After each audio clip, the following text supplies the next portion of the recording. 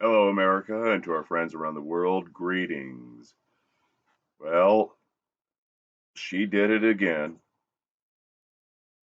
And when I say she, of course, I'm referring to the expression that has been co opted from women's focused organizations. It's all women until it's not.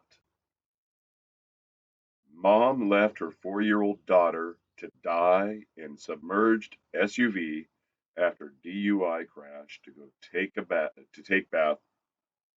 26-year-old mother had a blood alcohol level nearly 3 times above the legal limit. Now, take that in stride.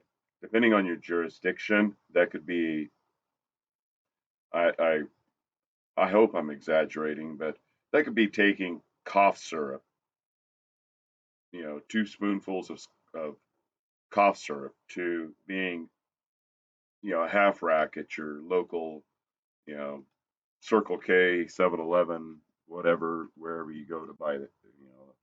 I don't know. Do they even stock half racks anymore?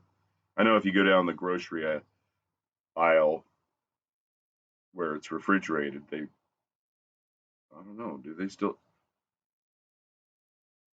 Maybe they don't even. Well, my grocery store doesn't even refrigerate the beer anymore.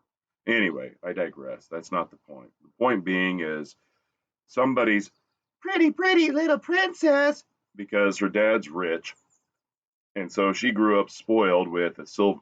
She didn't have a silver spoon in her mouth. She had a freaking diamond studded gold spoon in her mouth.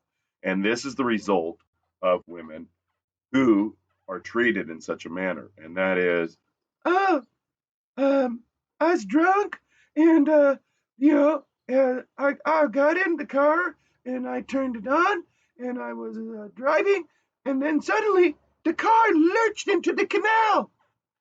And if you haven't been following the body language videos that I've been doing with the breakdown on body language based off of Chase Hughes's behavioral table of elements from the ellipsis model, which incorporates microexpressions, action units, and the readings I've been doing from Joe Navarro's What Every Body is Saying. I've peppered in a lot of information about what's called forensic statement analysis. And what I just said mockingly was an example of what somebody will find with using forensic statement analysis. I got in the car. I started up the car. I began to drive the car. Suddenly, the car, because now the car is now an entity with its own free will and ability to act with its own agency, lurched and catapulted them into the canal. California woman is in custody and facing charges after authorities say she left her 4-year-old daughter to die while trapped in a submerged car after a Dewey crash. Juliette Marie Acosta. She's facing several felonies: murder, drunk driving, resisting arrest. Stanislaus County out of California made the statement. Anyway, it goes into the detail here about what happened. She's driving it with her daughter, 3 sheets to the wind. Her uncle, apparently, either she's close enough to home when this happened, or her family is so wealthy that they own so much of this region that when it happened, it was her uncle who immediately responded and recovered the adult woman, who then sauntered off to go home and I stressed, I need a bubble bath. As her uncle then goes back in trying to recover the child. But the way it reads, and maybe I missed something, the way it reads, it's almost as if he stood by waiting for responders to arrive on scene. So his immediate reaction was, must rescue my niece, must wait for authorities to proceed for my grandniece. I don't know. This is absurd. This is the result of of all of this. And I knew there was a case out of Texas that I was thinking of, but before we get into that, I want to draw your attention to it. One of the things that was my initial draw, not just this story, but all of this, whether it was body language, whether it was a private investigation, whether it was just the recognition of the evils that women commit, was Susan Smith in South Carolina, who outright murdered her children in order to be able to go to run off with her boyfriend, whom she had been cheating on her husband with. Let that sink in. Susan Smith murdered her children so that her boyfriend would run away with her, leaving her husband heartbroken and devastated. Watch the interviews, watch his facial expressions. That is a man who, I'm not saying he died at or anything, but this is somebody who is just existing. When he's in the interviews, whereas she's little Miss Animated and excited to be on TV. It's evil. So we got Andrea Yates. That's the case I was thinking of in, you know, 24 years ago, where she drowned her children in a bathtub. Shabora Thomas, just 9 years ago, for drowning her children in a bathtub. Nakia Martin, not even a year ago, we're talking 5 months ago, was charged, and it wasn't even her own child. It was a 6-year old whom she was babysitting. Right there, we've got 5 flipping cases, 5 examples, and that isn't a deep dive, ladies and gentlemen. That's just hey, what's the name of the woman in Texas who drowned her children? Well, you didn't specify a date and time and more about the case, so this is what I came up with. That's all it took. It was probably the fastest response Rock has given me, and without giving me any lip service about, well, we need to believe all women. So, all right. So I wanted to highlight the 4 other cases of Susan Smith, of Andrea Yates, and the 2 other women that I wasn't familiar with that have of just simple water related deaths of children that whom they were responsible. Now let's touch on to her lawyer's comments, because lawyers are recognizing that women are evil. Acosta's attorney, Gil Somera, disputes his client was taking a bath, accused prosecutors of trying to inflame the public's anger. I'm sorry, STFU. There is a dead child, and you're going to play the publicity game of, hello, I took public relations 202, and it is to, um, you know, destroy my opposition's credentials and statements and, mocking them essentially, anything to ridicule them without outright making a joke about the dark nature of what's going on. Lawyers are getting wise. They're now starting to figure out women are evil, but we need to keep them on the street so they keep ending people, especially children. Goes on to say, timeline wise, it's almost impossible to have done both of those.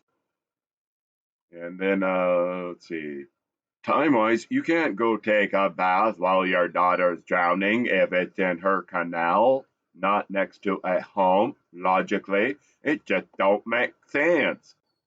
And this goes back to what I was saying. This family is very wealthy based upon just the obvious statements that go on in this article. Her father's heavy into construction. Her uncle is the first responder on the scene who rescues only her, but then, oh yeah, I'm going to wait. I'm gonna wait. I mean, I can hold my breath for 4 or 5 seconds, even when drunk, but I'm gonna wait, however many minutes until emergency responders show up for my grandniece. So either this family owns a substantial territory amount of land and has these canals running through it, and he happened to be on one part of the family, land and witnessed it, or they own so much property in this community that it was just, coincidence that she's, Oh, look, there's Uncle's house. Let's drive there. Oh, no. SUV, how dare you drive me into a canal? Oh, no. My hands not do nothing. yeah, it's, no, this is implausible, completely implausible. I don't care about the bath part. It's the fact that she murdered her daughter while driving drunk. And that's the part that they just, let's focus on bath time with, bubbles and not focus on the fact that she was 3 sheets to the wind and a raging hormonal and violent alcoholic. Acosta was initially arrested on the scene, so that does discount the bath thing if she was arrested on scene. I don't know. I don't know. These things will spill out, as the charges are read off, as the court date approaches, and I don't know. She'll probably get a Carmelo Anthony thing where, Oh, no. Pretty girl. No, no, no. She need money to buy another house, and she need to get out of jail, so somebody else pay the bail. And you need to lower it, too. police then went to arrest Acosta early Friday morning after prosecutors added more charges, including murder. They apprehended her at a San Francisco hotel after she tried to run. Her father, Clifford Acosta Jr., has also been detained after police said he tried to help her escape. Wow. I'm not saying that the uncle committed murder, but I'm questioning why he didn't bother to rescue the child first. You got an able-bodied adult who can manipulate their own door handle, their own seatbelt, whereas you've got a child in a child restraining car seat that's designed, though they figure out how to push the buttons very rapidly in their toddler ages. Um, you know, they don't have crisis management abilities as much as adults. So they're going to panic and they're not going to be able to really get out of a child restraint seat, a child seat, a toddler seat, a baby seat. So I don't know. That would be my priority. But then again, you also look at whatever's closest and act. Somera says he had arranged with police for his client to surrender at 8 a.m. Friday, Modesto. Any suggestion that my client was attempting to flee is, more PR covering CYA, cover your such accusation is not only unfounded but appears intended to inflame public opinion and provoke scorn. And the dad wasn't helping escape. He was keeping her close to him because she's emotionally and psychologically devastated. Yeah, so why not at home? Why a hotel? Anybody who knows her father knows that he has a substantial amount of construction business in San Francisco, kept his daughter, oh, San Francisco, Nancy Scuzzy Pelosi's nonsense. Did you know she was related to by marriage to Gavin Newsom? Obscene, the amount of nepotism and nonsense that goes on in politics, and could be facing life in prison if convicted. But she's a man, so she's going to get probation.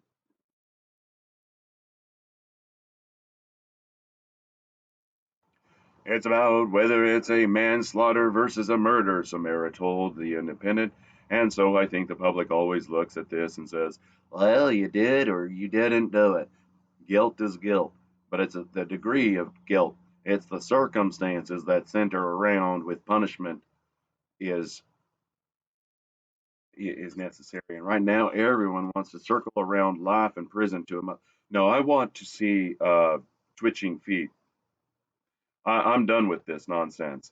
I don't like the death penalty because, as Kill 'Em All Harris was rightfully called out as when she was the California Attorney General, she let innocent men be kept in prison, including one who was on death row. She refused to release him. She had to be ordered by, if I'm not mistaken, the Supreme Court to release a man who had been wrongfully committed or convicted.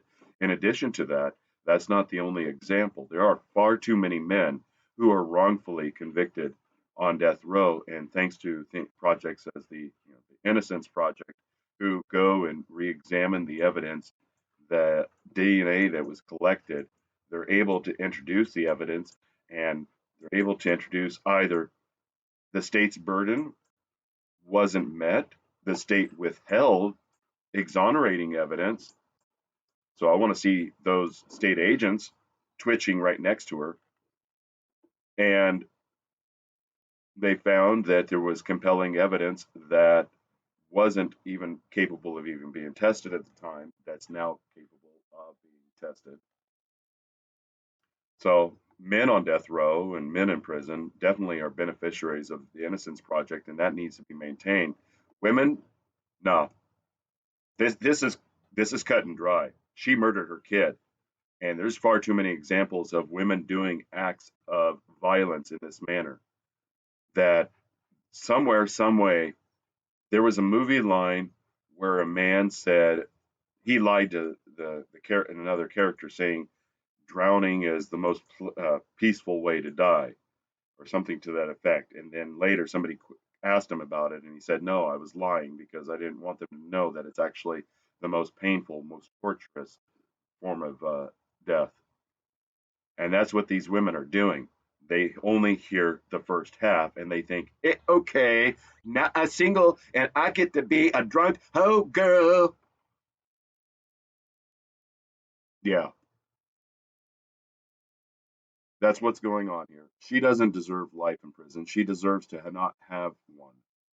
That's what she did to her kid. And she did it intentionally. She got into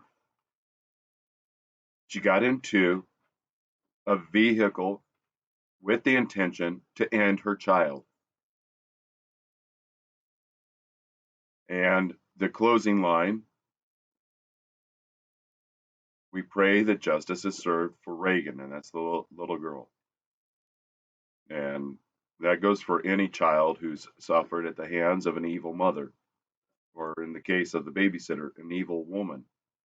This happens far too often to continue to ignore it. I'm not a fan of the death penalty, but when state agents abuse their power of office, their power of their connectedness, and women are given kid glove, probation for attempted murders, or wrongful imprisonments, probation for adult relations with underage children. No, you need their feet twitching and their necks elongated. These women need to be stopped because you don't put moldy bread back in the bag. It's going to contaminate all the other parts of the loaf. And that's what they're doing, putting these infections back into the community where they go and they either repeat their criminal, evil actions again, or they inspire others that, oh, look, they got away with it.